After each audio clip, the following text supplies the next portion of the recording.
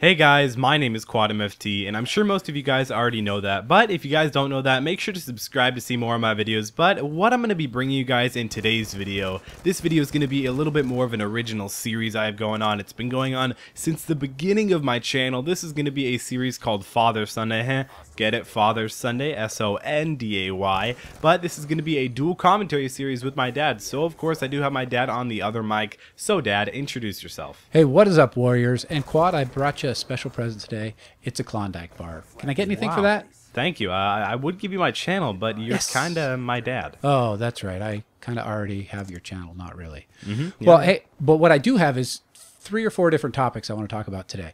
One is my new thought about the PS4 versus the Xbox One. All right, always interesting. And game modes, how to keep things fresh. Okay. And then new maps coming soon. And then the MLG tournament currently going on as we record. As we record, I was just Anaheim. watching it probably a few minutes ago. Yeah, so we got to hustle through this so we can watch the end of that.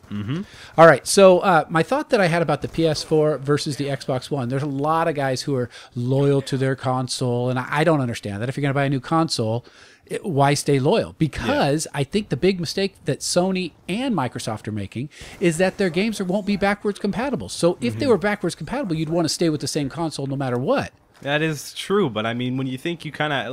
Okay, so Call of Duty Ghosts is going to be on the Xbox 360 and the Xbox One and PS3 and PS4, but think about it like this. You buy it for the Xbox One, or you buy it for the Xbox 360, and you play it for a month, and then the Xbox One comes out, so you go and buy the Xbox One, and then you have to rebuy it without even having to buy it, or without even being able to port it from the Xbox 360 to the Xbox One. You have to rebuy it. So that's kind of getting Infinity Ward and Activision, that's getting them profits, making their partners happy, making Xbox and Microsoft happy. So I kind of think, I mean, it's kind of like, if it goes one way, it's kind of, I don't know how to really explain it, but it's whether people, if Microsoft wants people to buy the new consoles, if they want them to double buy games. That's basically what it is. You got to choose one or the other. Right, or keep both of your consoles, your PS3 and PS4, hooked up to your TV.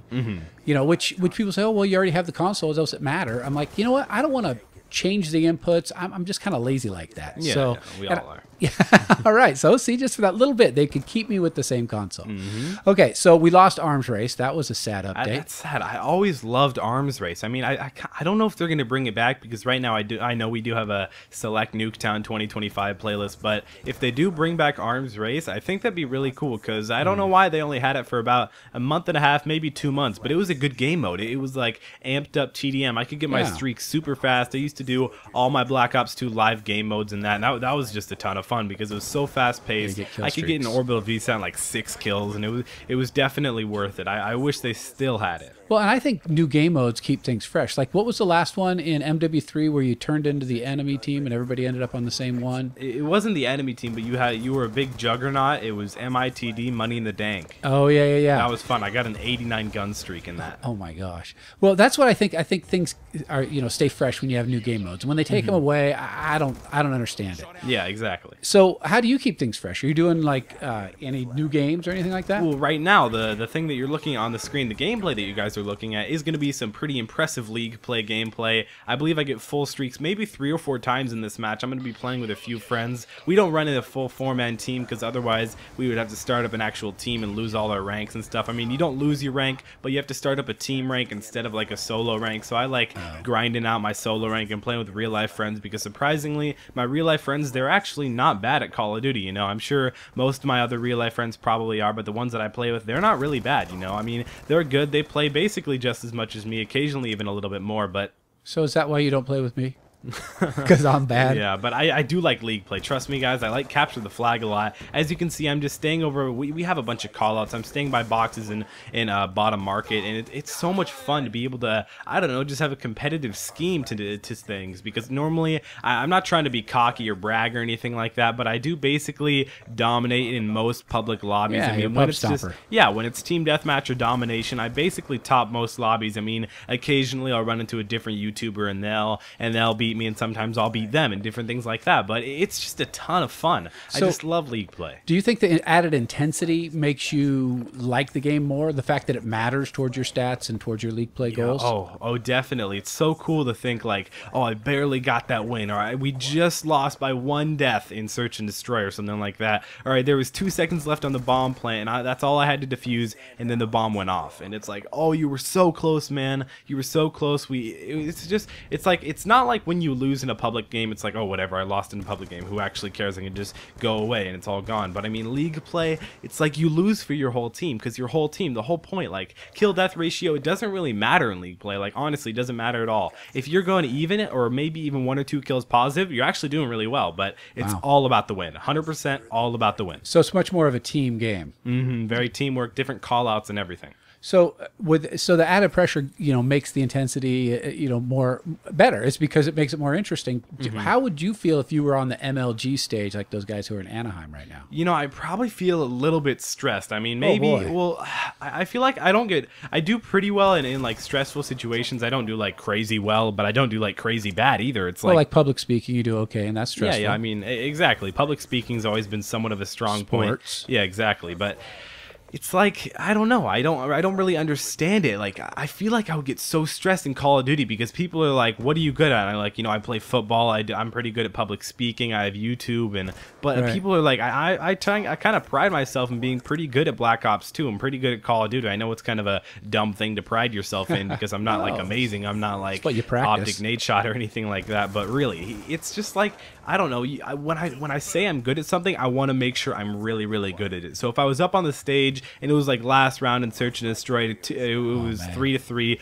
Ooh, that would freak me out, being like the last man alive and having like 3 enemies on the other team. I feel like I could do it, but I feel like it would take a lot of effort and a lot of, like, I don't know. Call of Duty is a lot of mental. It's a lot of momentum, because when you win a hardpoint game and next you have a Search and Destroy game, you just want to tear it up. You just want to go and keep on going. And when you win that hardpoint game, it totally demotivates the other team. It makes them like, oh, we still have to keep on playing. Oh my gosh, we're getting destroyed. And you can't do well when you have that mindset at all. Trust me, guys. When you're mad when you play Call of Duty, I mean, you can do well when you're mad, but when you're like kind of, I don't know, sad and a little bit down, it's just not a good game. I mean, this game is supposed to be like a party fun game. Right. Well, sometimes when I'm down, it helps to focus me because I'm like, I'm behind. I got to hit 3 shots in a row or whatever I got to do.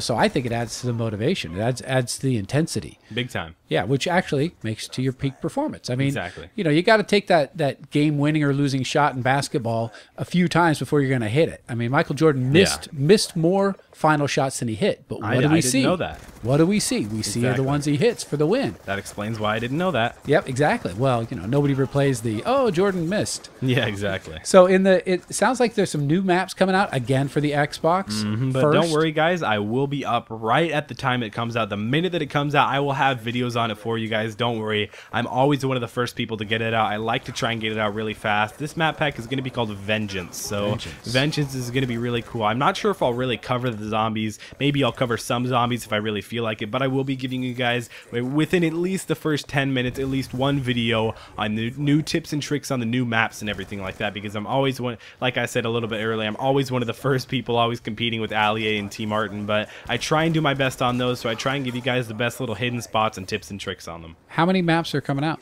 Of course, there's going to be 4 maps, I believe, and then 1 zombies map. And there was 1 zombies gun accidentally leaked in a new patch. It was really cool. It was a RayGun. It's like a RayGun too. I believe it was called the RayGun Mark II. But that will be in the Vengeance map pack also. And if you level it up, can you bring it into multiplayer?